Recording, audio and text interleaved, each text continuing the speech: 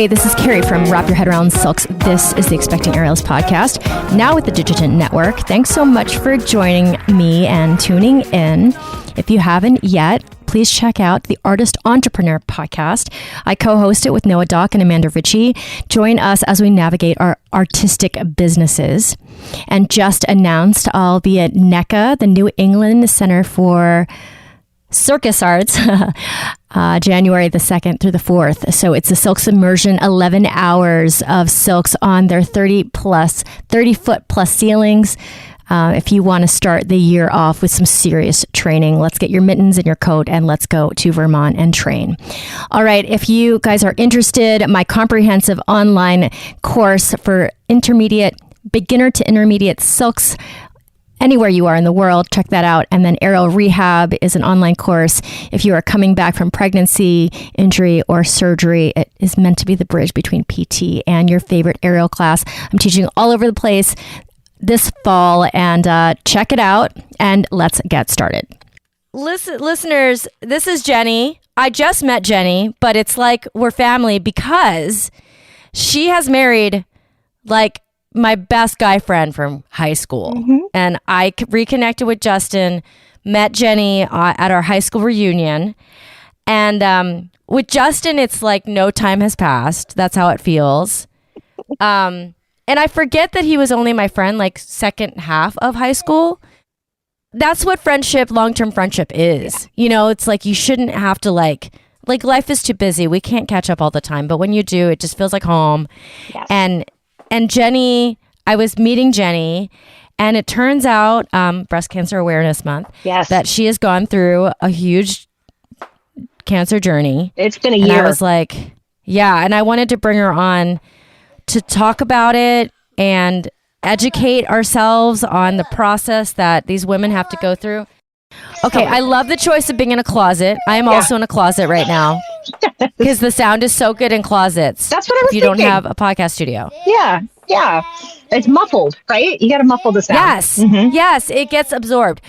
Okay, if you'll please introduce yourself for the audience, and then where you live, a little bit about your just like regular your family, your everyday life, and then we'll start getting into this journey.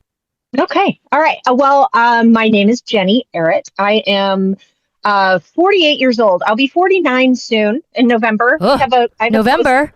Close to Bean's birthday too. Close to Halloween, which is always fun because that just means you can have fun costume parties for your birthday.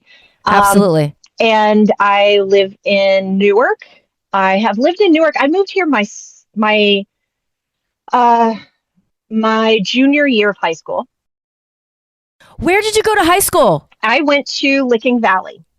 So funny story. My whole family went to Newark Catholic. My mom graduated from Catholic. My grandparents went to St. Francis before. I wouldn't know them because not the same generation. No, you wouldn't know them. And my family, we moved all over. We growing up, I lived in Chicago. I lived in Jacksonville, Florida. I lived in Memphis, Tennessee. We moved all over. And so we were living in Carmel, Indiana, and my parents split up. And so my mom and I moved here to move in with my grandparents. Oh, okay. And my dad and my older brother stayed in Indiana. My mom gave me the choice. She said, if you want to go to Newark Catholic, where I went, you can do that. Or you can go to Licking Valley, which is the area. Which is the public school. The public school. And that's the area where we lived.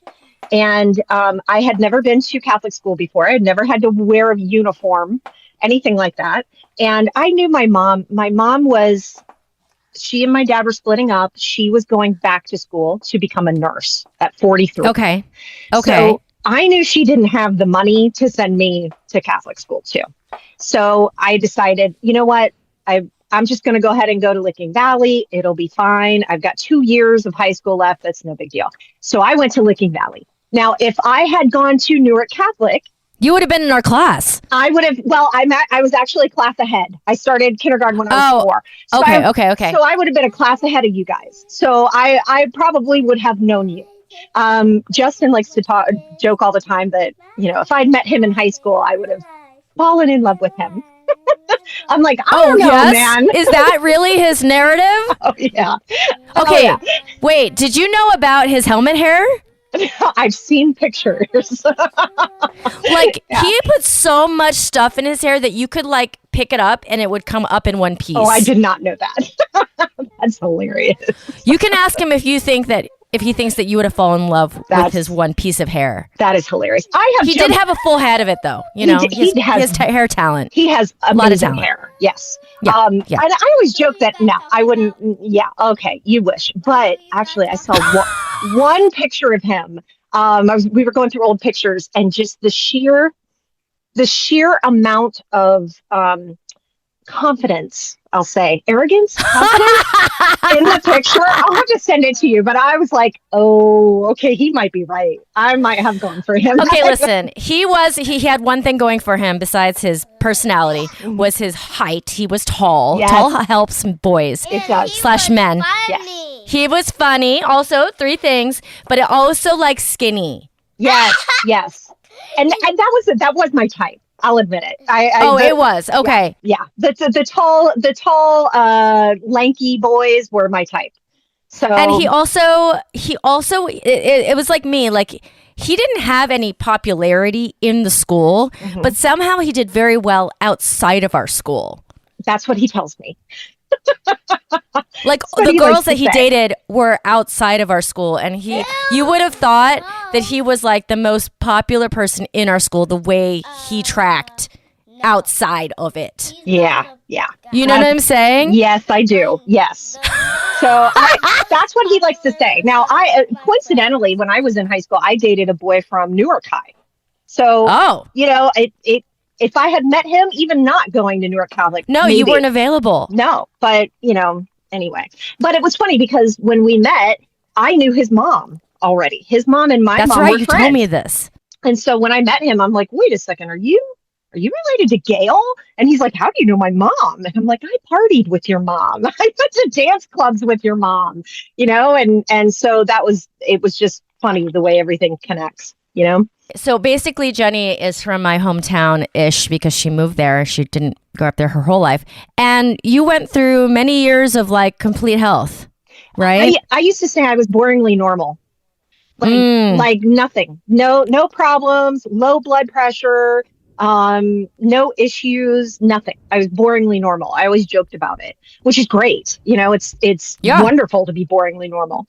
And then I got into my early 40s, and I had to have a hysterectomy. That was the first thing. Nothing horribly bad. It was just abnormal cells, like an abnormal pap came back, and I had abnormal cells. And I went through the whole colposcopy that everybody talks about, the cold knife cone, all that kind of stuff. And there were abnormal cells, and those can like turn at any minute. They're not cancerous. They're not even so much precancerous, but they can turn. So I remember I was referred to the James to a surgeon, and I said, I don't know, just a hysterectomy just seems so invasive. And I'll never forget this. He said to me, cancer treatment is much more invasive than this. And I went, okay, all right, I'll have the hysterectomy. And that was like easy. The hysterectomy was amazing. It was a robotic laparoscopic surgery. I had tiny little incisions across my abdomen, and they weren't even sewed shut. I didn't even have stitches. They were glued. And it was like the easiest recovery ever. And then no more periods, no more cramps, no more. It was amazing. And I kept my ovaries, so I didn't like catapult into menopause. So it was like. So did you have like when they get a hysterectomy, they have a lot of they have a journey of like feeling like they're not a woman and blah blah blah. Did you have any of that? Yes, beforehand. There absolutely is that question, because it's like, and you never think, I never thought that I would feel that way or that I would think that way, but it is kind of like the seat of our womanhood, right? That's what it feels like. And so we weren't having any more children. That wasn't an issue. We weren't, but yeah, there was a part of me. I was worried about my sex life, how that would be affected. I was worried about how I would feel about myself, all of those things. And nothing was affected. It was like nothing had happened. I just didn't have horrible periods anymore. And that was Oh my God. amazing. Yeah. It was amazing. I mean, so because there's a lot to the hysterectomy. They like this. Well, we're going to get graphic in this conversation anyway. oh yeah. We expect it. But when they do the hysterectomy, they remove your uterus and they remove your cervix. And so if you think about it, your vagina is the end of your vagina is your cervix, right? That's what stops everything. So I'm like, what's going to happen now? Right? Is it just going to be, what? So what they do is they close off the end of the vagina, almost like the toe of a sock. They sew it closed. Oh, and that's what keeps your vagina from opening into your intestines and your abdomen.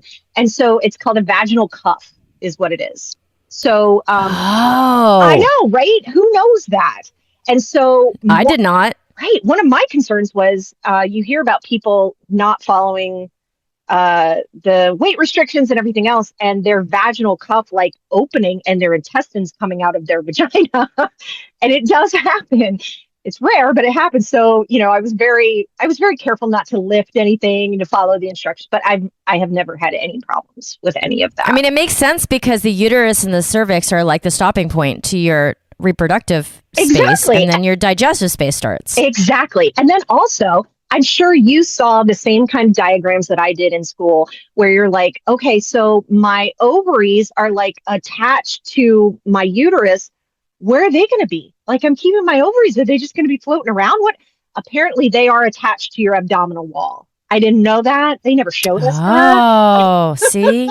This is an education all the way around for me. Yeah, absolutely. Right? I did not know that. So, and it is weird when they take it out. The first couple times you stand up, your insides kind of have to reshift around. So it's weird. You feel things move around in your abdomen the first couple times, and then after that you're good. So it was strange, but honestly, again, no problem. Easy going, easy stuff. Made my life better.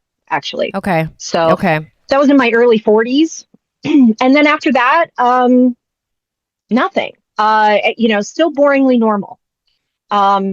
It was a mammogram that really did things for me. And I'm going to say to the listeners out there, if you know someone who has had breast cancer and they're telling you to get a mammogram, do it. Don't wait. Don't skip any. Mammograms absolutely 100% save lives. Period. The end. And that's essentially what happened to me. I had, I did have a lump. I had a lump in my early 30s that I found in my left breast. And, I had my daughter when I was 30. She was maybe about a year old. So I was about 31, maybe 32. And I found a lump in my breast. Now, my mom went back to school and became an oncology nurse. Oh, okay. My mom is a retired oncology nurse now. She was an oncology nurse at the time, and I called her up and I said, "Mom, I think I have a lump in my breast." And she's like, "No, you don't." Total denial. Total denial. And I'm like, "No, I think I do." She's like, "Nope, it's probably a clogged milk duct. You're fine." Like, okay. So I waited a day or two, and then I called her up again. I said, "I really probably should have this looked at." And she said, "Okay, come in and you can meet with my doctor, who's an oncologist." And that was kind of like going to a heart surgeon when you have indigestion, right?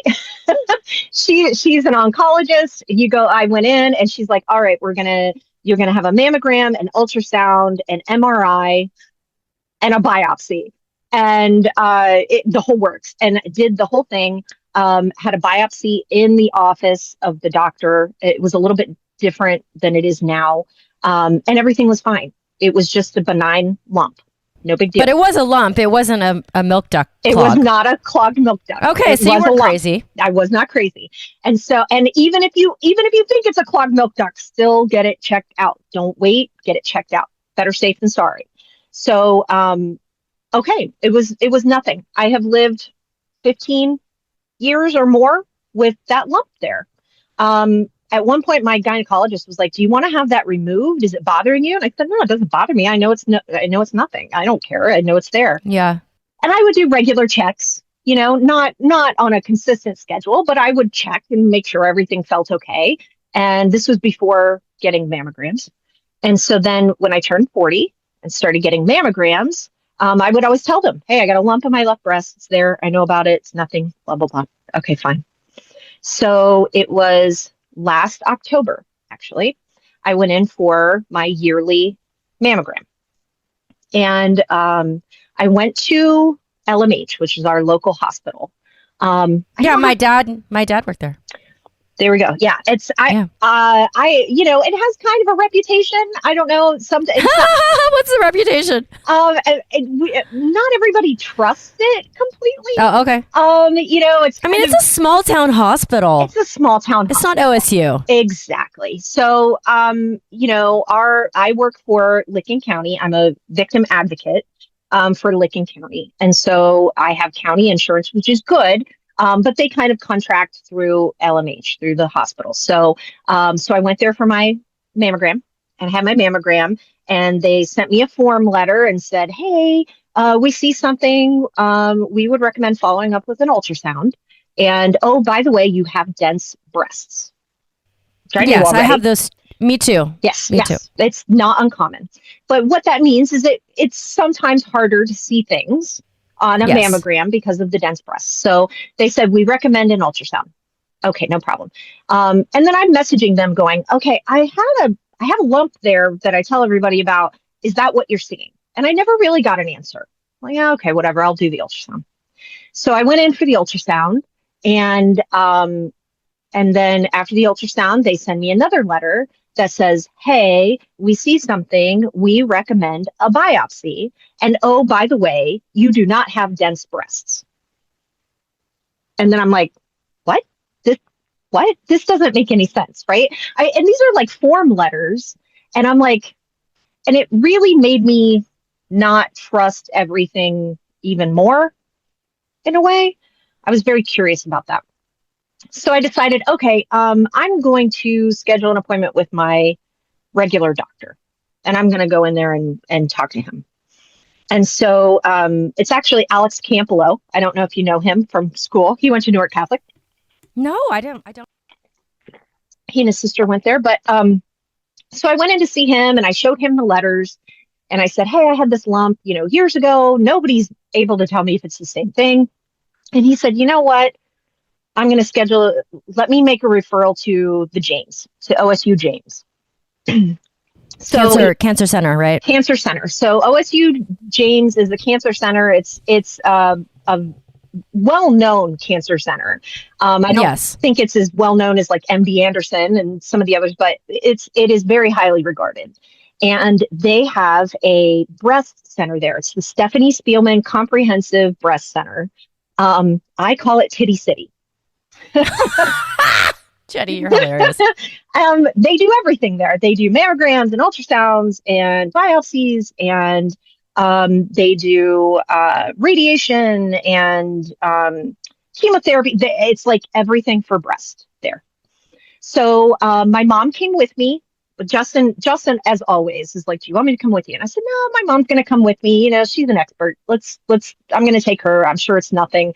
I've had a biopsy before. No big deal. Nobody is still telling me whether it's the same lump or not. And so I go in for a mammogram, ultrasound, and an ultrasound guided biopsy. This was a little different than the biopsy I'd had previously. Previously, it was just a doctor in an office, and she just numbed up my breast and stuck a needle in and aspirated, and that was it.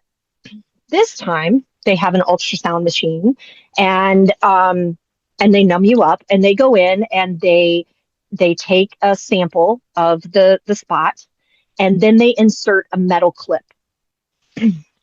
So when they insert a metal clip, that's for a couple reasons. One is if it's nothing, if it's benign, then on your future scans, then they know that. And when they see it, they know it's been checked out and it's okay. Or it lives in your body. It lives in your body. It's a metal clip that just kind of stays there. Or if it's not benign, if it is cancerous or needs to be removed, then it marks where it is. So, for example, if you go through chemotherapy treatment, a lot of times the goal is to shrink that spot, shrink that tumor. And sometimes it shrinks and goes completely away. And that clip is still there so they know where it was. Oh, So all it right. has multiple functions. So they did the biopsy, they inserted the clip, and then I had to wait. And they said, it'll probably be back, pathology will probably be back at the end of the week. And the doctor set up an appointment. She said, look, we'll set up a phone call for 3:30 this Friday. If the results aren't back by then we'll just reschedule that. I'm like, okay, no problem. And I don't know how familiar you are with like my chart. Everything is done with help on my chart anymore. Yeah, so you get notifications. Did you get a notification? Totally got a notification. So, and Oh I am God. not one to wait. I want to know. I'm going to open it as soon as I see that it's there. Yeah. So pathology report came back on a Friday. We were supposed to have the call at like 3:30, and it came back at like 1:30. I was at work. So I open it and I look at it and it says invasive ductal carcinoma. Yeah. And I saw the word carcinoma and went, it's cancer, right? Wow. So I freaked out a little and had a moment. Of course. And I mean, how was even the whole week that you're waiting for this meeting at 3:30? Nothing. I am not one to freak out about health stuff. I would have been so anxious the whole time. I'm not. I assumed. I mean, remember, I'd had this experience before, and it was nothing. And there's lots of women that have. I mean, it's not abnormal to find a lump and have it biopsied, and it's nothing. And I even told my daughter Sadie, I was like, 90% of lumps that people found are nothing. It's fine. I've gone through this before. And again, is it the same lump? Right? I still don't know that for sure. Right, because they didn't mark it, so they don't actually know. They don't actually know. No one know. knows. Exactly. So it's like, okay, this is probably nothing. And so waiting all week and then read the report, expecting nothing, and was absolutely gobsmacked. So I left work. I said, I can't stay here. I left work. Actually, what I did first, I feel terrible about this. I called my mom. I didn't call her to tell her that I had cancer. I called her to say, how do I tell the kids? That was my first thought. How do I tell Sadie? How do I tell Peyton? I don't know why I wasn't thinking of my stepsons, but I was thinking of my daughter and my stepdaughter for some reason. How do I tell them? How do I break this to them? What do I do? And so I feel so bad telling my mom that way, but I called her and I'm like, Mom, I got the report. It's cancer. How do I tell Sadie and Peyton? She's like, wait, what? So yeah, you're a mom first. That's all that is, I think. Yeah. That's exactly what it was. And so then I thought, okay, I can't stay at work. I've got to go home for this phone call. And so I called Justin on my way home and I got his voicemail and I thought, I'm not leaving this on his voicemail. I know he knew though, because I was very upset on the phone call trying to hold it together. And I said, hey, I think you need to come home for this phone call. I think you need to be there. I'm on my way home now. I got the results. I'm on my way home. And it was like, ugh. So he called and said, okay. And I said, no, it's not. It's cancer. You need to come home and be here for this phone call. He's like, okay, no problem. So he came home. In retrospect, I'm glad that I did it that way because I'm a research person. I have got to do all the research and look up all the things so that I know what questions to ask. So by the time that phone call was getting ready to start, I had a list of questions. Okay. And so unfortunately I had forgotten, obviously I was not in my right mind quite, but I was thinking Sadie was coming home later, wasn't going to be coming home. That phone call was at 3:30. I was thinking she got out of school at 3:45. She didn't. She got out at 2:45. So the way I broke it to Sadie was she came home at about 3:00 and I went, we're going to have a phone call in a few minutes. I got the test results back and I have cancer. And do you want to be a part of this phone call? Do you want to be here and hear this? And she's like, it's how old was she at that time? Senior in high school. So 17. So it's like dropping a bomb. It really is. Yeah, it's dropping the cancer bomb. And so she was like, yes. And I said, it's going to be okay. We're going to be fine. Where I have a list of questions, we're going to find out. So in the phone call, I did find out it was not the same spot. It was a different spot right behind the spot that I already had. So when I'm doing a self-check and feeling it, I'm feeling that same spot, the lump I've always had. I didn't feel a new lump. I couldn't feel that, So thank God I had the mammogram. If I had skipped a year, and there was one year I did skip, if I had skipped a year, it could have been disastrous because the type of cancer, breast cancer that this is triple negative. So what that means, and I'm not a scientist, but what that means is the cancer cells have receptors on them. And most breast cancers are hormone receptor positive, which means that they have receptors on them for things like estrogen and progesterone and other hormones. And so what happens is those hormones feed the cancer and allow the cancer to grow. So if you cut off the food source, the cancer doesn't grow, right? So this isn't something that I was unfamiliar with because my mom, having been an oncology nurse dealing with breast cancer for years, had always said, you are not doing hormone replacement therapy ever. Oh, I see. I'm not saying that hormone replacement causes cancer, but if you have cancer, it will feed the cancer. It will feed it. So she went through menopause. She suffered through hot flashes. She has osteoporosis because she refused to do hormone replacement. So that is the majority of breast cancers will be hormone receptor positive. Mine is not. Mine is called triple negative. So it is negative for all three receptors. And that happens in about 10% or less of breast cancer patients. Overwhelmingly, women of color end up getting triple negative. Usually it's younger women that end up getting triple negative. It's funny when we go into Titty City and my mom's with me, I would always turn to her and I'm like, they think we're here for you, right? Because it's the older women typically that are suffering from breast cancer, not everybody keeps talking about how young I am, which is kind of nice because I don't always feel young. but 40s, 30s, 20s, those are the women who get triple negative. Okay. Apologies. Are you also organizing your closet while you're there? Oh my God, you're so efficient. Okay, so yeah, you crack me up. Oh my God. Okay, so what, pray tell, is triple negative? Triple negative. Cancer? Yes, it is. It is. I'm going to say harder to treat.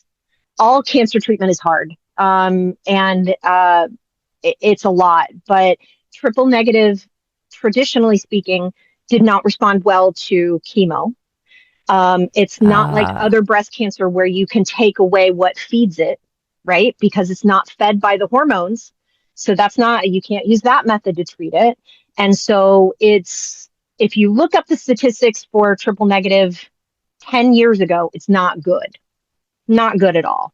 Now, I had a lot of good things going for me. It was still very small. It was only 2 centimeters. Okay. They did more scans. I had an MRI. I ended up having another biopsy because they found it in one lymph node. There's a whole host of lymph nodes under your armpit. Yes. And then in your neck and close to your chest wall. And so it was in one lymph node. And what that means is that when it goes into a lymph node, your lymphatic system goes all over your body. So that means if it's in one lymph node, it can go throughout your body. Did you get diagnosed with, what is it, stage 2? Stage 2. So it's called invasive ductal carcinoma. That just talks about essentially where it starts. It starts in a milk duct. That's where it starts. And then it was stage 2. And there's different stages, obviously from 0 to stage 4. Stage 4 means it has metastasized everywhere. Everywhere. It's at least in another part of your body. Stage 2, because of the size that it was and where it was located, that it was mostly contained except for that one lymph node. So Oh my gosh, lots of tests, lots of info, lots of everything. And you're still reeling from it, right? Like, holy cow, Yeah. what does this mean?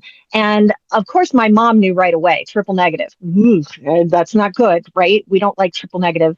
And she wanted me to talk to her oncologist. Now, she had retired at the same time that her oncologist did. And so I called Dr. Loftman, her oncologist, and said, here's what's going on. And she said, okay. She said, I can't really advise you. I have been out of this for 10 years, and the entire landscape of cancer has changed in the past 10 years. She said, I'll be here. I'll help you answer questions, and we can walk along this together. I'll be learning right along with you. But everything's changed. And what really has changed about cancer treatment is the introduction of Keytruda, which is immunotherapy. Oh, yes, because I hear about this ad all the time. Yeah, Keytruda. You hear, and Keytruda, it doesn't treat all cancers, but it treats certain cancers. And I was very familiar with Keytruda because my brother has renal cancer, kidney cancer. So I have no family history whatsoever of breast cancer. None that I am aware of at all. But my dad died from prostate cancer. His dad died from prostate cancer. His brother died from renal cancer.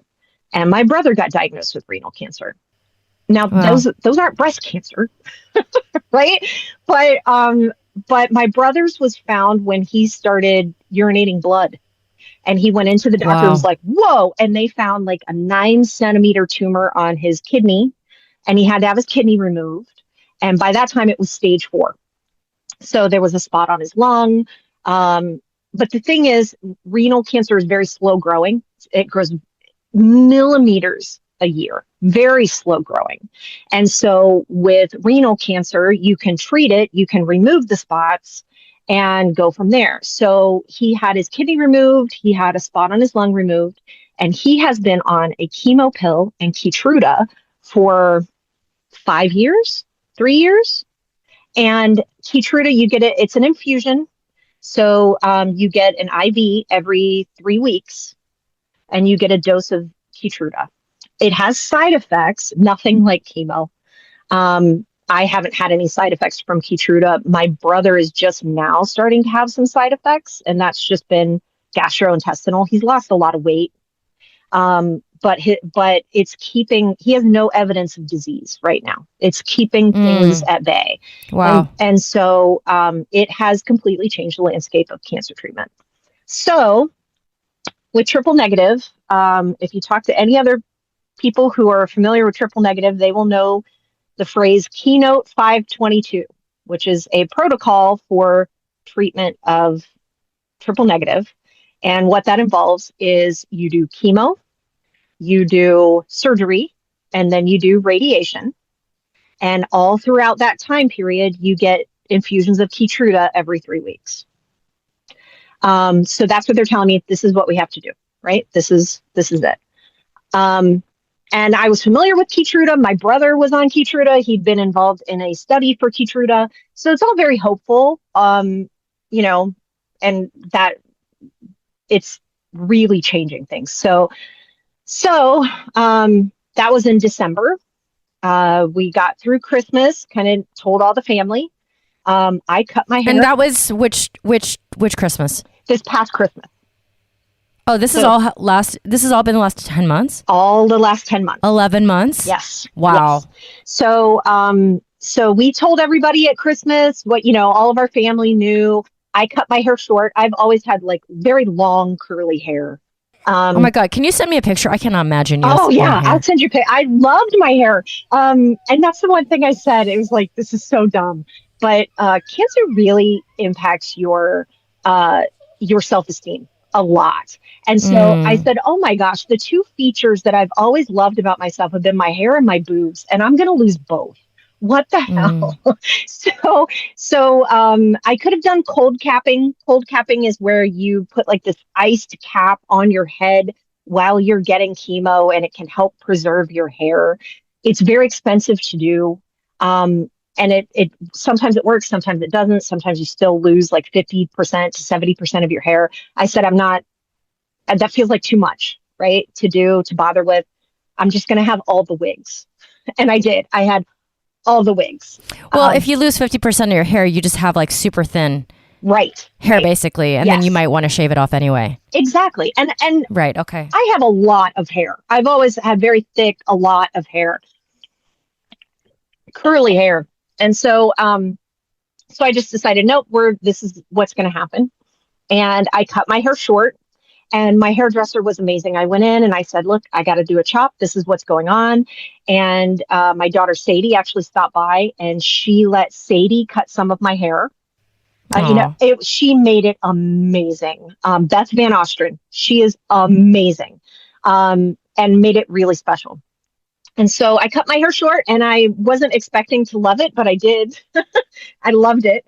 And because I thought, you know what, if this is going to happen, I'm doing it on my terms, right? I'm taking this back. So that's what I did. And I got a port put in. I have a port in my chest. My brother recommended it. He has one. My mom recommended it. It's just so that they're not doing IVs in my arm every time. Oh, okay. So it is like something that's installed. It goes directly into your vein. And so all they have to do is I like to say I'm plug and play. I can upload and download. So they can pull blood. They can, put stuff in. It just makes it so much easier. So I had that put in, and then I started chemo the first part of January. So chemo, there's two different legs of chemo. The first one is every week for 12 weeks. And it's Taxol Carbo. They have longer drug names, but that's essentially it. TC, Taxol Carbo. Taxol can cause, here's the thing. All of these treatments can cause major side effects and major health issues. Nothing is easy, right? I had no idea things were this complicated. And so what they end up doing is they say, okay, you're going to have these side effects, and then we're going to have to treat the side effects, and then you're going to have side effects from that. And there are side effects that can occur years down the road that you don't even know if you're going to get yet. But it feels like really what you're doing is treating the side effects more than anything of chemo. So Taxol Carbo, Taxol can cause neuropathy, which is damage to your nerve endings in your hands and your feet. So when you go in to get it, you put on ice packs on your hands and your feet, because that keeps the neuropathy away. So you're sitting there and it's not all day. It's like a couple hours. You go in and you're sitting there with hands and your feet and your hands iced. And Titty City is amazing. Yeah, all of OSU is Every amazing. time you say that, it makes me smile.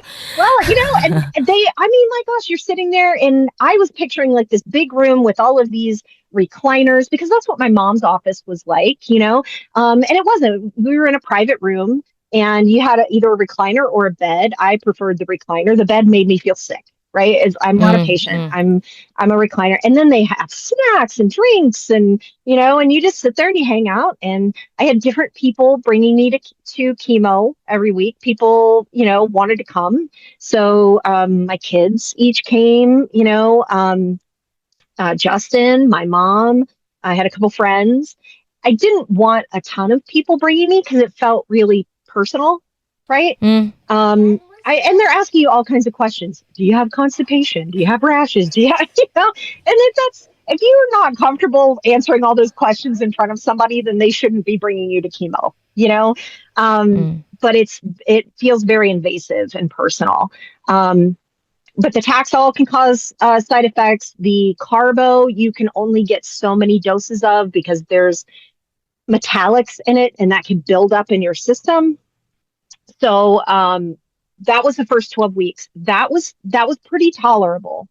So they give you anti-nausea meds and steroids before you get the medicines. That's to help you tolerate them.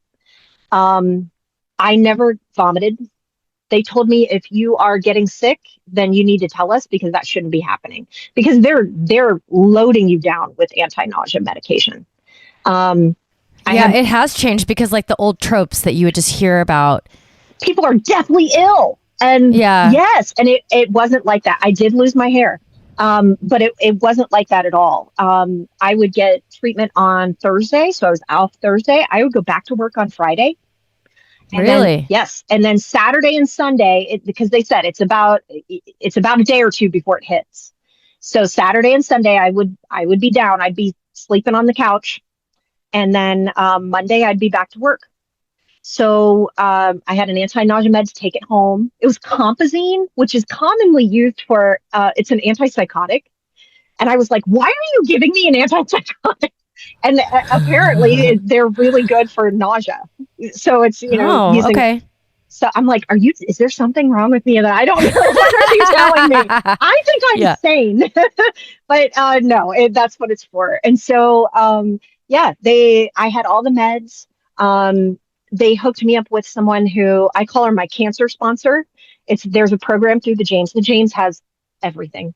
But there's a mentor program. So you can be connected with somebody who's been through the same thing and is on the other side of it, and they can help you through it and answer questions. And she had a whole list of things. This is your shopping list. This is what you need to have with you. This is what you need, So things like lemon heads and mints, help with nausea.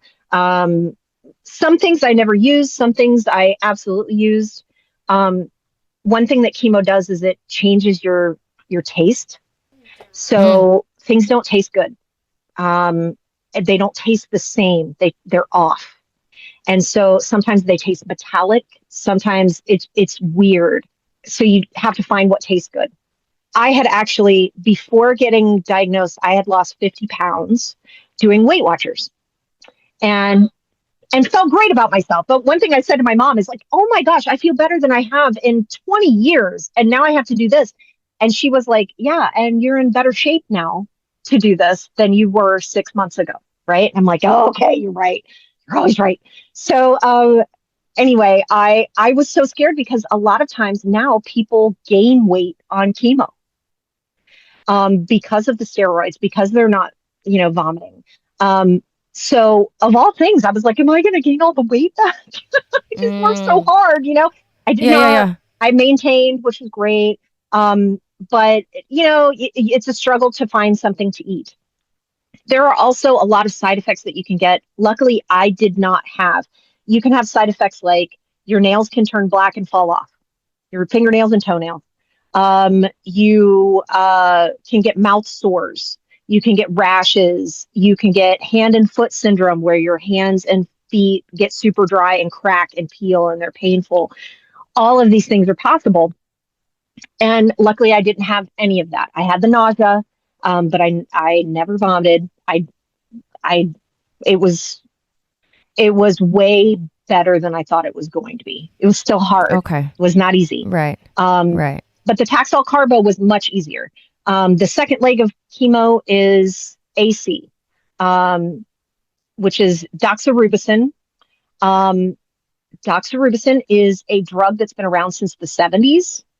It is heavy, hard chemo. It is called the Red Devil. And the reason why it's Kool-Aid red. And it's such a heavy chemo. You don't get it every week. I had it every 3 weeks for 4 sessions. So 12 weeks, it was every 3 weeks. And that was hard. My mom did not, she was saying to my oncologist, no, she should not do AC. No. And he said, no, that's what we have to do. And with this kind of chemo, what it does is triple negative is super fast dividing and very aggressive. So what this chemo does is it kills the fast dividing cells. That's why your hair falls out, because that is a fast dividing cell, your hair follicles, your hair cells. That's why you lose your hair. That's why it can affect your nails, because those are all the fast growing parts of your body, right?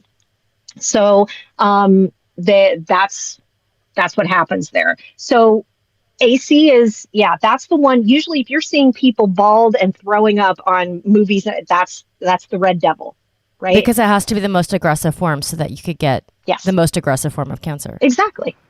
So my mom was scared to death of AC. It made me scared to death of AC. And actually, the only ones that really helped her and eased her mind, she went with me to chemo and she talked to the infusion nurses. And, those were her people. That's what she did. Right. And so they were able to tell her, no, things have changed. We are much better at treating these side effects now. She is never going to not be able to take care of herself. She is going to be able to get through this. It's not going to be as horrible as it used to be. And it wasn't. When you get AC, they have you either chew ice or suck on popsicles because you can get mouth sores. And that helps to keep that away. I reframed it. I have amazing coworkers and friends. And I had a friend coworker who gave me one of those smushmallows, the little stuffed animals of a red devil.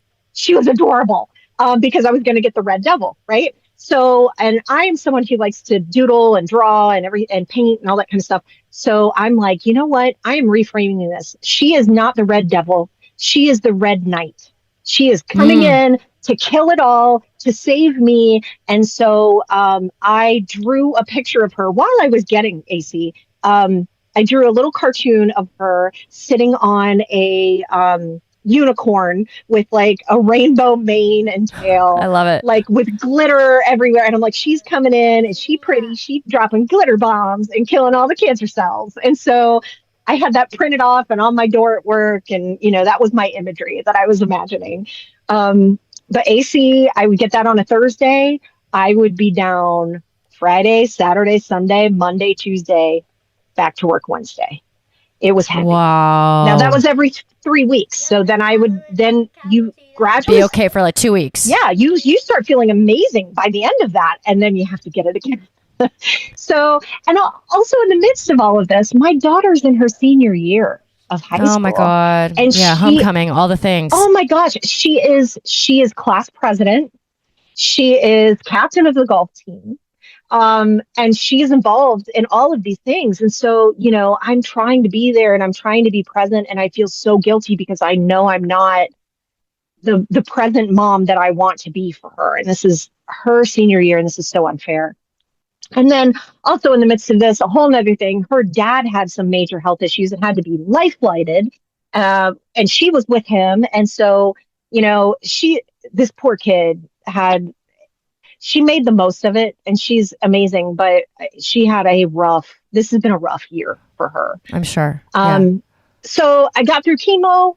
Thank goodness. Actually right after chemo, Justin's son, my stepson, got married. We had a wedding a week later.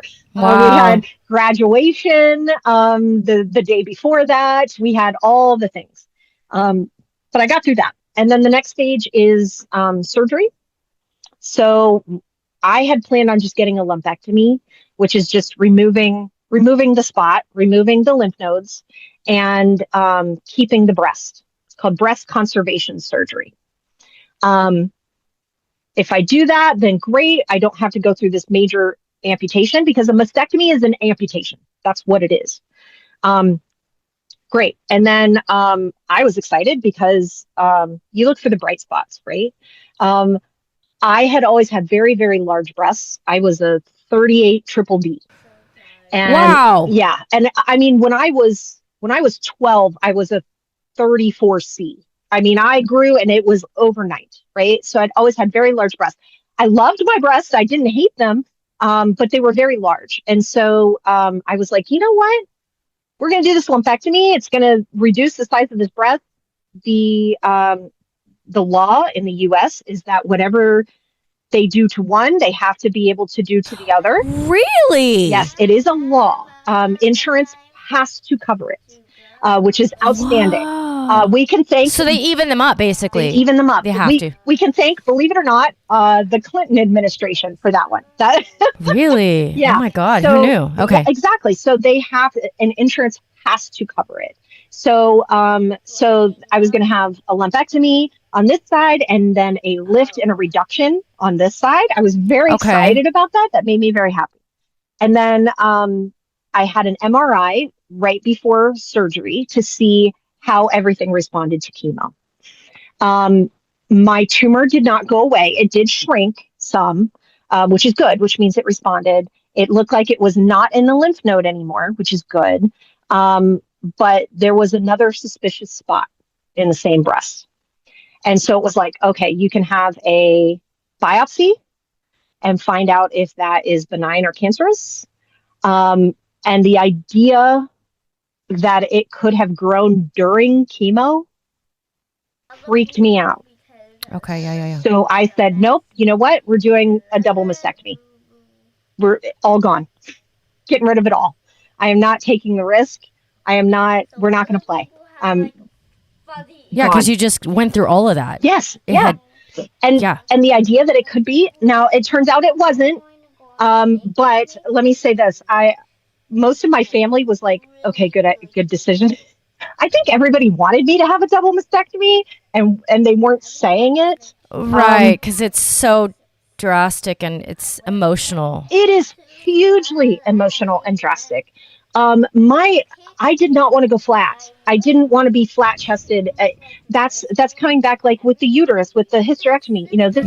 This feels like womanhood. And this is also something that's been a part of me since I was 12 years old, right? Yeah. My entire life, pretty much, I've had large breasts. I've had breasts, and they are part of my identity.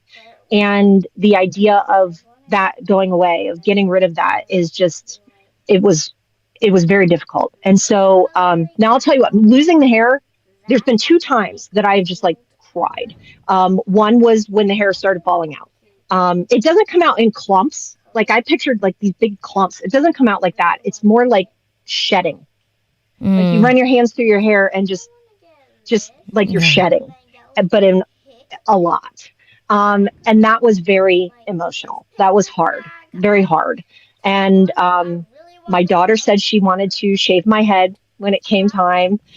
So she buzzed my head. She did it for me. That made it nice. And like I said, I had all the wigs. I had blonde and red and curly and straight. And I had so much fun with all the wigs. Yeah, I saw at least 2 or 3 of these wigs when I was there that weekend. I had fun with those. And they teased me at work because they're like, we never know who's going to show up. I kept saying I could be a double agent because, nobody can recognize me in all these different wigs. So, you make it fun. You figure it out. But the second time, well, I had the double mastectomy. It's a big surgery. It's a lot. They also removed all the lymph nodes on this side. So, and there's potential side effects and complications with that because there always are with this kind of treatment. But they removed all of those lymph nodes. They removed both breasts. And my plan was to have implants put in. There's other options that you can use for reconstruction. But for me, the implants felt like the easiest way to go. So what they do is they do the double mastectomy and they put in, I call them spacers, but they're skin expanders. Is what they are. So, right. So that your skin gets used to the side, like doesn't shrink all the way back. Exactly. So they put those in. They feel like Tupperware containers on your chest. They are hard and they are plastic. And they're inside there. They're inside there. They don't feel like breasts. They feel like hard plastic Tupperware containers on your chest. And when I woke up, they had partially inflated them already. They insert them with like silicone to expand them over time. And so I was about a B cup when I woke up, which was a dramatic change. This is what I was thinking. Like, you don't look flat. I was like, why is that? Yeah. So okay. Yeah, it was a dramatic change, going from a triple B to a B cup. I was like, oh my gosh, I can see my stomach. I can see my toes. I've never seen those things. I can give you a whole episode on having an A cup and what that's like. Oh my gosh. It was funny. It was different, and actually the nurse in the hospital, she was like, okay, pro tip, be very careful because your center of gravity has changed.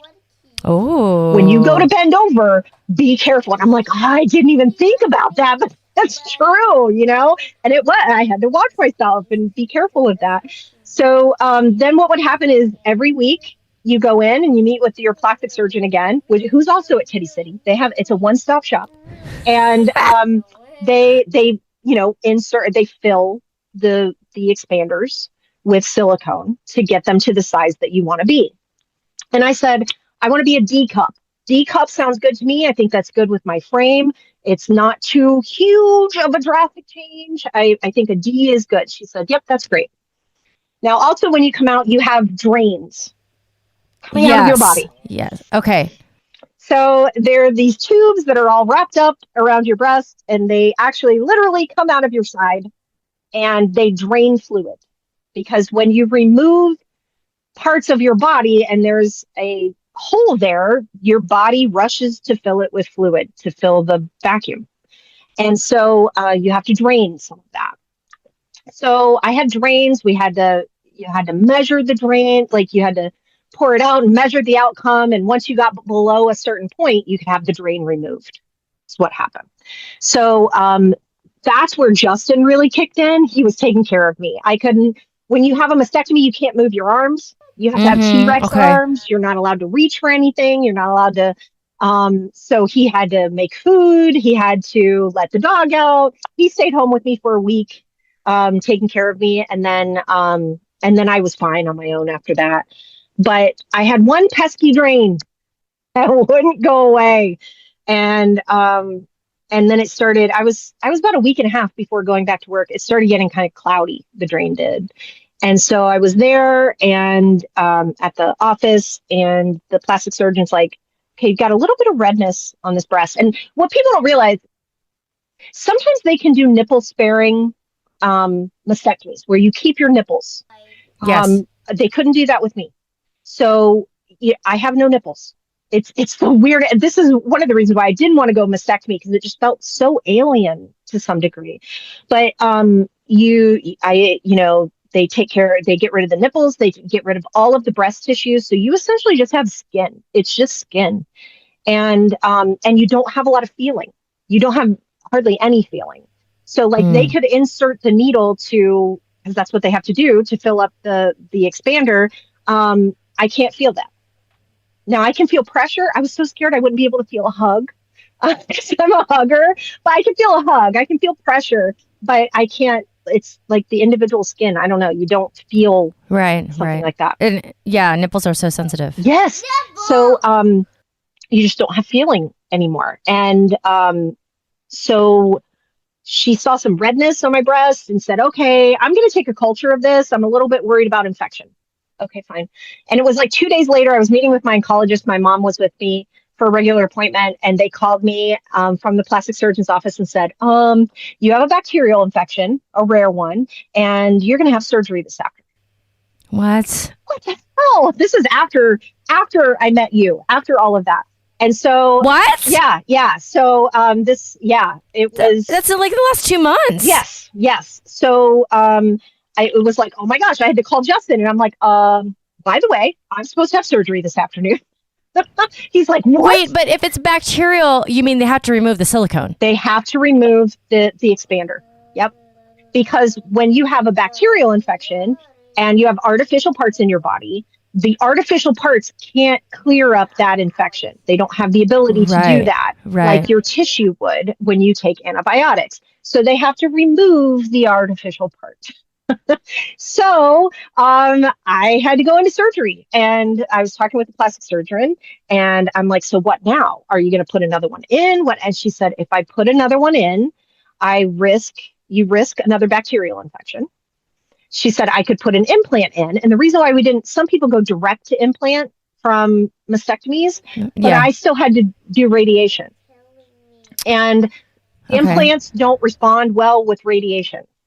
So the expander would have been fine with the radiation, but the implant wouldn't.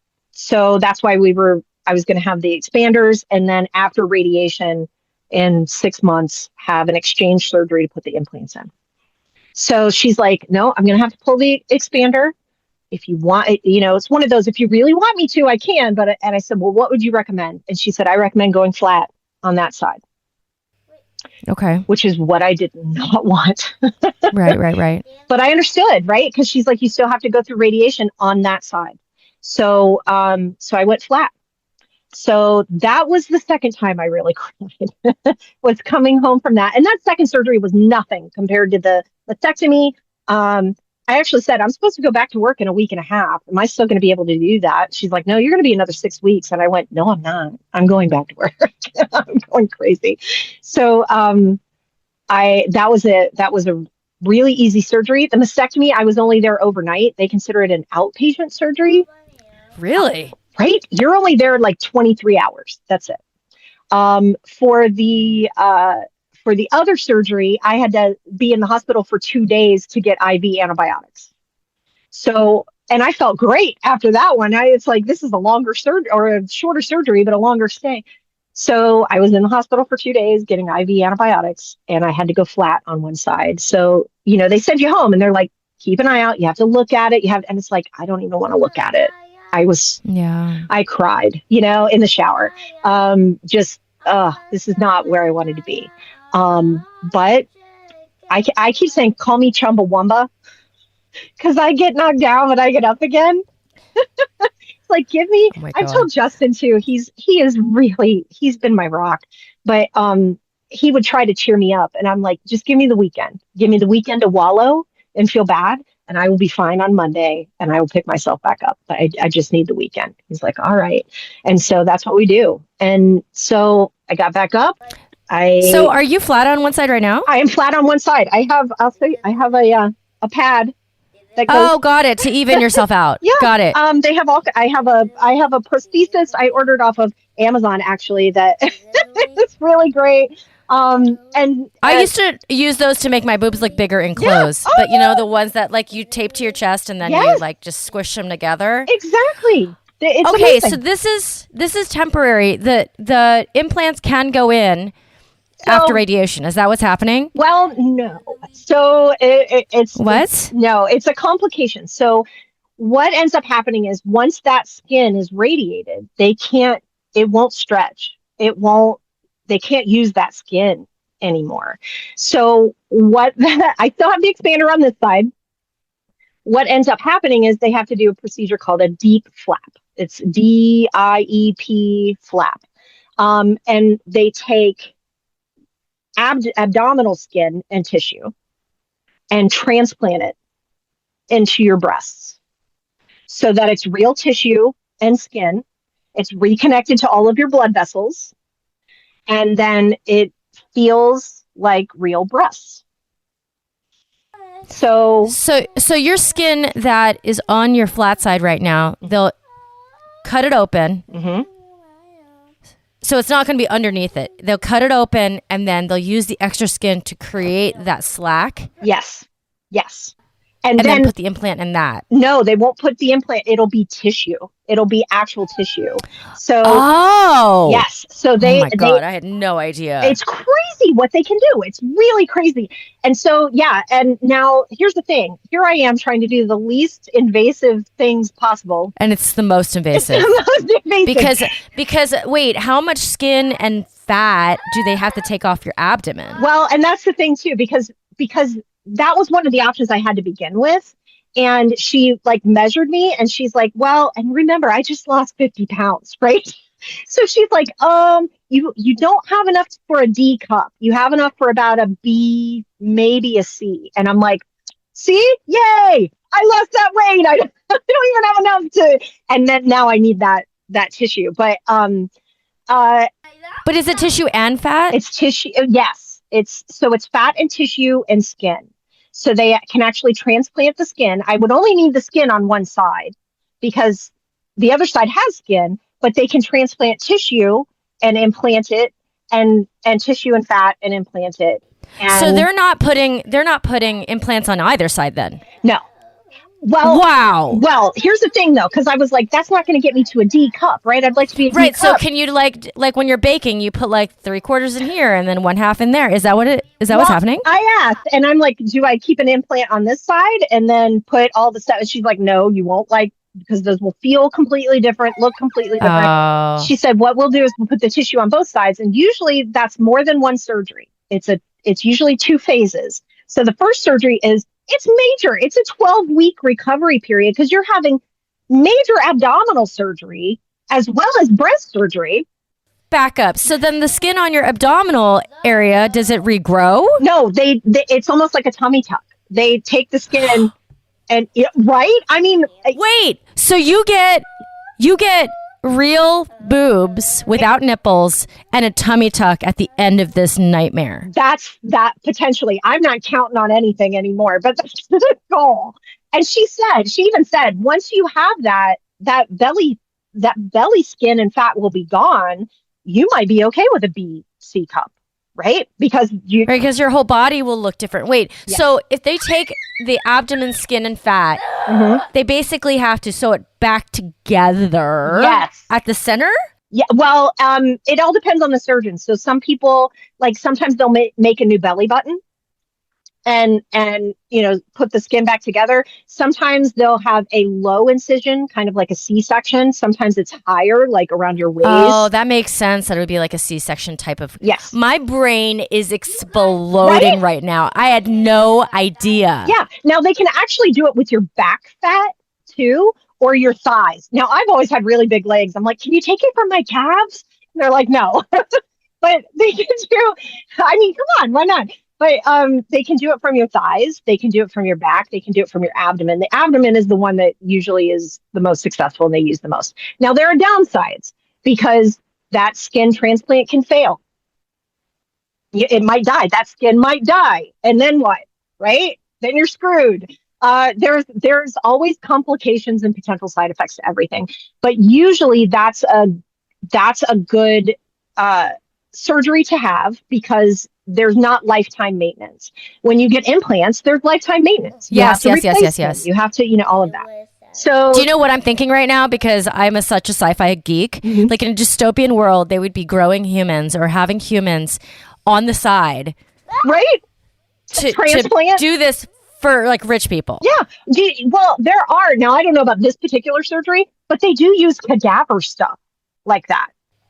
Like they will use. Yeah. It's wild. It's just freaking wild what they can do because when they do it, they reconnect all of those little the little arteries and veins and everything else so that tissue continues to live. Now, also, if you gain weight, lose weight, it will gain and lose weight with you because it's your tissue. Now, here's another thing to think of that you don't think of until you start deep diving into this stuff. Some people have hair on their belly. If you have hair on your belly and that skin gets transplanted, you're going to have hair on your breast. That's going to be there.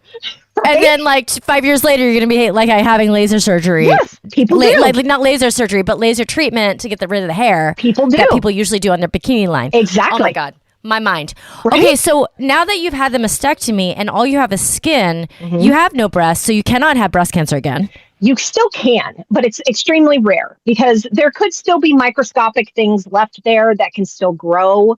And that's why you have radiation in that area. Also, since I had it in a lymph node, even though that lymph node was removed and was clear when it was removed, it's still, there's lymph nodes they can't get to on the chest wall and up near your clavicle. So they're radiating all of that. So radiation is like a preventative. Okay, so radiation starts when for you? I just did my 7th one on Friday. Oh, you're already in there. Okay. I'm in radiation. When are you done? About mid-November. So I get 25 sessions of radiation. Okay, and is there a laundry list of side effects for that? Yes. Of course there is, because there's side effects to everything. But the major side effects are major fatigue, skin changes. So it's almost like a sunburn that just gets worse. So they give you all the creams, all the things to moisturize, and but you end up, getting blistered skin and red skin, and there can be other complications down the road. Of course there can. And from all of these things, you can get cancer. So you can get cancer from radiation. You can get cancer from chemo. You can get like all of these things are potentially cancer causing as well. So that's fun. That's fun to think about. But now here's another, because I know we had talked about doing this earlier, and I said I've got some health issues that have come up. Give me a minute. Yeah. So when you go in for radiation, they do radiation planning. So they line you up and you have to, like, they actually tattooed me. I have tattooed little freckles on my body, so that they can line me up perfectly so that when they do the radiation, it's hitting the same spots every time. Okay. Oh. So they do planning sessions for that. And then the radiologist looks at everything and she says, okay, this is how many sessions I think you need. And I knew it was going to be 25 to 30. That's a lot. That is a lot of radiation. A lot of people get 5 sessions, but with triple negative, usually it's 25 to 30 sessions. So my brothers had radiation twice, and I think it was 5 sessions each time. You also have to hold your breath during radiation because your lungs inflate and your heart drops down so that you don't get your heart radiated while you're getting it, because it's right there in your chest.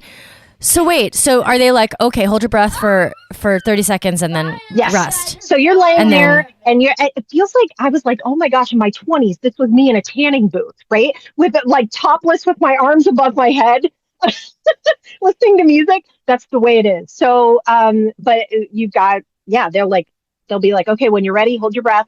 And then you take a deep breath and then you hold it and the thing goes. And then they say, okay, let it out. And you let out your breath. And then you do it over and over. So how long are you in this tanning bed situation inside there at it for a session? For a session, it takes longer for them to make sure I'm aligned correctly than to get the actual treatment. Oh, I see. So okay. Maybe 20 minutes. That's it. Okay. Now I'm driving. I mean, it's a long time, like to be in an MRI tube, 20 minutes. Yeah. Yeah. And it's every single day. So I'm driving to Titty City every day, which is about 45-minute drive. Oh my God, you're driving Columbus every day for how long? Every day until mid-November. Now, it's not weekends or holidays for whatever reason, but they're like, no, you have to have it every single day. So, okay, does that mean you're not working right now? Or I are am you working remotely? I'm absolutely working. So How? my work is amazing too, but I go in, I leave for 3 hours, I come back, And so okay, I'm coming and your daughter is in college this year? Yes. Yeah, she started at the OSU branch, so she's. Oh, so she lives at home, but she lives at home. Yeah. Okay. So I'm going through about two tanks of gas a week.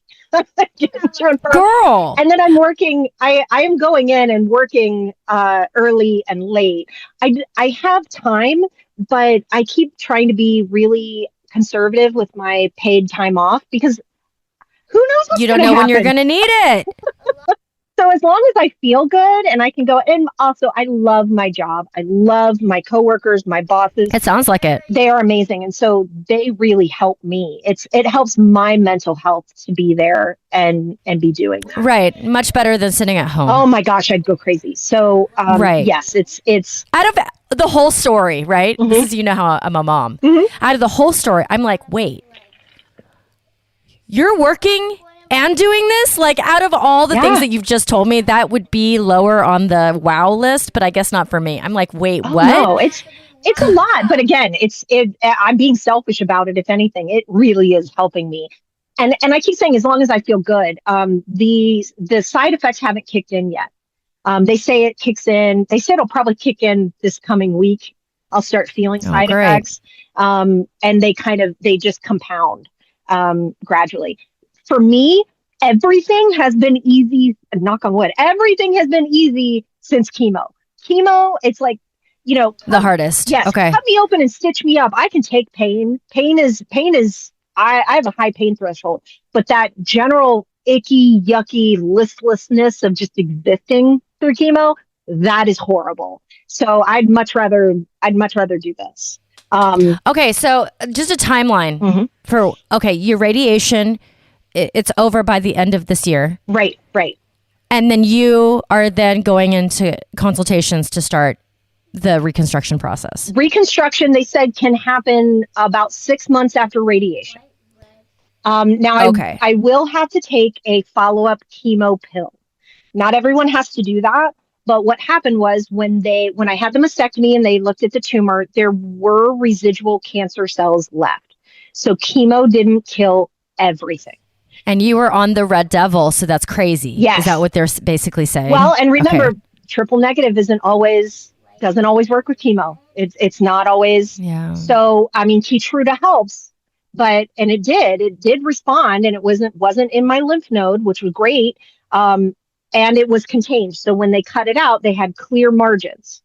But there were some still live cancer cells in the tumor. So because of that, now I have to do a follow-up chemo pill. That is not an infusion. It's pills that I take, I think it's 18 weeks following. After radiation. After so radiation. You are not cancer-free right now. Okay. So here's where it comes in. Theoretically, I don't want to jinx myself either because I did before, but theoretically, I am triple negative free right now. Okay. So there's also a DNA test that they had me take. It's called a Signatera test. It's a newer technology. And what it does is it takes DNA from the actual tumor that they removed, and it develops a test. They say it's like a fingerprint. It's a personalized test. And then I take that every 3 months. And it looks for tumor DNA in my blood. It can predict if there is tumor DNA in my blood 3 to 6 months before it would ever show on a scan. Wow. So I had one in July. I have to take another one, and it was negative. So according to my oncologist, after surgery, triple negative free. Great. Wonderful. That's outstanding, right? Love that. So here comes the complication. Again, I have been my whole life boringly normal, right? So I have the radiation scanning meetings. And when they do that, they do like essentially a CT scan of your torso and everything. And so my radiologist is absolutely amazing. And she was like, I see something on your kidney. And I don't have any previous scans to compare it to, which was a bone of contention with my mom. And I think you need to get it looked at. Now, my mom has been begging my oncologist from the beginning, we need to do head to toe scans. Oh, I see. And he has said, no, we really don't do that unless there's symptoms. No. Let's wait until after chemo and see if chemo worked. And then after chemo, he said, let's do this Signatera DNA test. That will tell us. And it did tell us no triple negative DNA. Great. Okay. So then I didn't tell my mom. I knew she was going to freak out. I did not tell my mom. And it is extremely rare for my first concern was that triple negative had spread and metastasized to my kidney. It is like extremely rare for that to happen. Usually if triple negative spreads anywhere, the kidney is the last place it goes. And then it is also extremely rare to have triple negative and renal or kidney cancer at the same time. Those things don't usually exist together. It's rare. So I'm like, this is probably just some benign spot, but I got to get it checked out, right? Because I'm aware of it. So we go to a kidney doctor. Justin goes with me. We go to a kidney doctor, and the kidney doctor is like 99% sure it's not triple negative, 80% sure it's renal cancer. Oh my God. This was But not. wait, when you did chemo goes to the whole body. It does, but chemo affects the fast growing cells and renal is slow growing. So the chemo that I had would not have impacted renal. So now the Keytruda would, because Keytruda treats renal cancer. It could have shrunk. And this is extremely small. Again, it's only 2 centimeters, which is very, very small for renal. And we don't know for sure that it is renal cancer. He's 80% positive because of the way that it looks, but there's still that 20%. And this is all since I saw you. This is all in the last 3 weeks that this is. Oh my God, dude. So I'm like, again, call me freaking Chumbawamba because I get knocked down, but I get up again. So the kidney doctor says, usually what I would recommend for somebody is just with this tumor size is just to watch and wait and scan it because sometimes they'll go away. He said, but with your family history, with your brother having renal cancer. Yes. I would recommend surgery to remove it. Woo! It's too small to biopsy. Okay, because it's... So you don't know what it is. Don't know what it is. And so he's like, but, we've got breast cancer in the mix. So let me talk to your oncologist. Let's see what we can come up with. So I finally did tell my mom because she was coming with me to my oncologist appointment. I thought I got to tell her now because she's going to find out. I called my brother. I was always the good kid that told my mom everything. And my brother was the bad kid that got into all the stuff. And so I called my brother when she told me about the scan. And I said, do you ever like not tell mom stuff because you don't want her to freak out? And he's like, since I was 12. Yeah. And when I got diagnosed with cancer, because he already had it, he was like, seriously, you don't have to do everything I do. You know that, right? Because I'm the little sister. I'm like, I didn't want to do this. And so since hearing this, I have called him up and I'm like, you might want to get a mammogram. I'm just saying. You guys don't lose your sense of humor. Oh my God. And he's like, I have CT scans of my chest every 3 months. I'm like, I'm just saying. And what's messed up is when I got diagnosed, we both did genetic testing to see if we were, there's genes, there's the BRCA gene, and there's different genes that show that you're genetically predisposed to cancer. We didn't have any of those, neither one of us. So, wow. And the doctor kind of said, well, there are probably things we don't know how to test for, and who knows? So anyway, they suspect that it is kidney cancer. Went back to my oncologist. My mom was fit to be tied. I told him you needed full body scans. So I have since had full body scans. Everything else is good. Nothing appears to have spread anywhere. It looks like, knock on wood, it looks like I'm clear for everything. But the plan now is to get through radiation and then have laparoscopic surgery to remove that kidney Jesus spot. Christ. Now, this is another thing, Carrie, because this is where my mind goes of all things.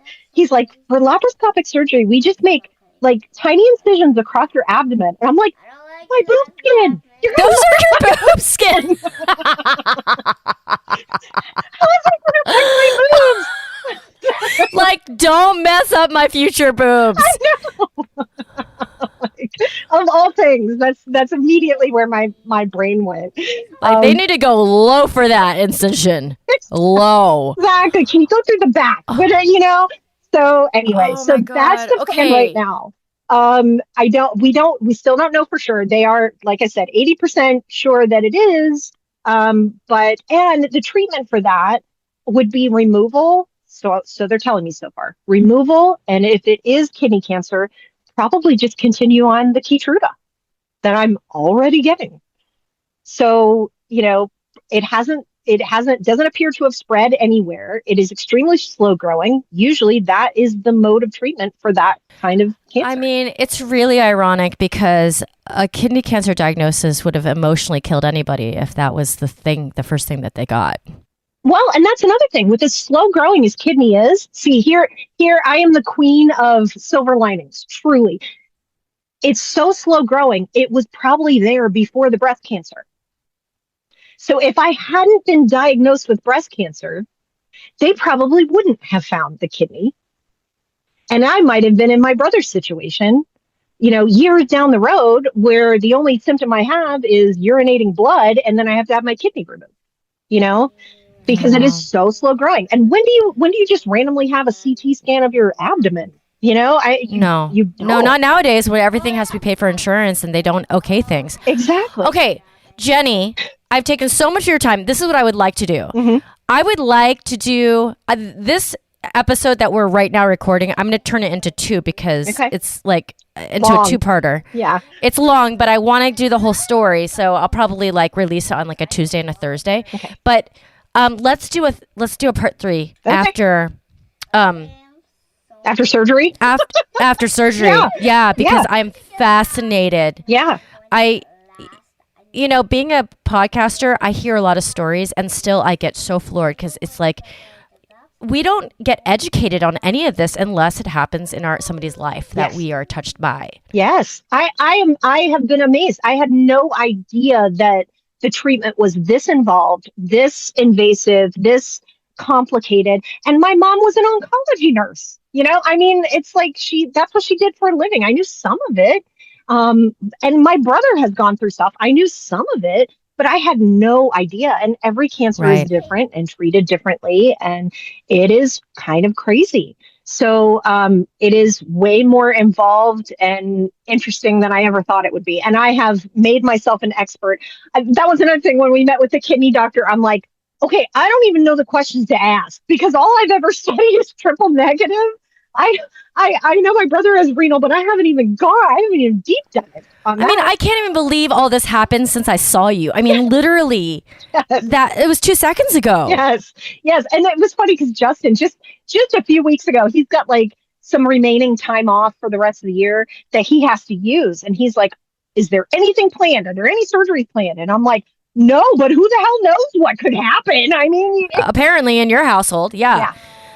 Okay, so Jenny, I appreciate you so much. Thank you for sharing your story and like helping us to educate the public mammograms about this. Mammograms. Don't miss a mammogram. I wish they started before 40 because again, triple negative affects younger women.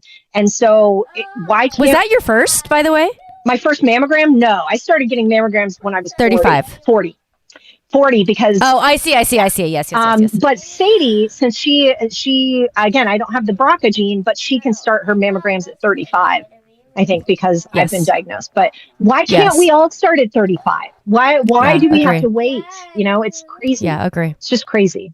My listeners, if you would honor me with a 5-star rating and review, I would appreciate it forever. It is the hardest thing about being a podcaster